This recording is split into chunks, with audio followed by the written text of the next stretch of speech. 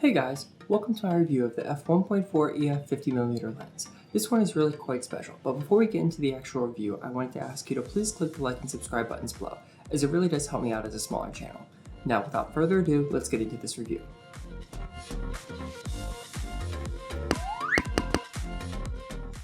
So today we are looking at this lens, and I know it's a bit on the older side, but I think it's really worth checking out. A lot of people start out with its little brother, the f1.8 50mm, when they first get into photography, and I was wondering whether or not it was worth the upgrade. I picked one up on Facebook Marketplace for around $200, which is a complete steal, especially considering that if you want the RF version of the f1.8, you'll already be paying that anyway. I really think this is the way to go because there's so many of them used that the extra $200 premium for a new one just really isn't worth it. Before we get too far into the nitty-gritty though, let's actually explore what the difference actually is. Like f1.4 doesn't sound that different from f1.8, so why pay the extra $100? Well, the thing is that those numbers are ratios, so f1 lets in around double the light of f2. This means that the f1.4 lens actually lets in around 30% more light than the f1.8. This makes a major difference, especially when shooting in low light conditions, but at the same time it makes the depth of field even shallower. This can be a good thing and a bad thing.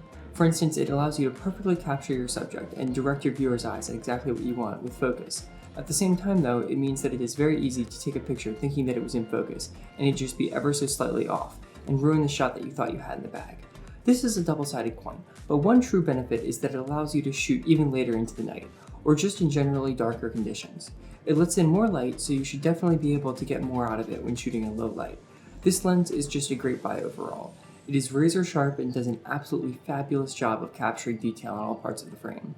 Another great thing is even though it's part of Canon's cheaper product stack, it will work on full frame cameras. So for those of you with a current APS-C sensor camera, they can be easily upgraded and bring this lens along without having to replace it. So let's get down to the main question. Should you actually buy this lens or not? I really think that it depends on who you are and what you're looking for. If this is your first lens ever, then I'm not sure it's really worth the $100 premium. But it's definitely not a bad choice. They're reliable and will last you through the years.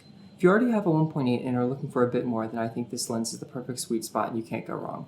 The next tier up is the f1.2, which is an extreme for almost any user, and prices go $125 for the 1.8, $200 used for the f1.4, and then around $1,000 for the f1.2. So when looking at these prices, I think it's obvious where the price to performance area is, and in this situation, I think that's definitely where you should be.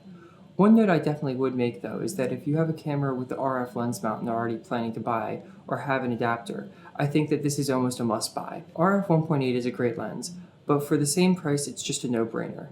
It's empirically better and with a wider aperture, and even though you may not get all of the control wheel benefits and all things like that, it's just empirically better. And its wider aperture, even though you may not have the control wheel, it just beats it in almost every way.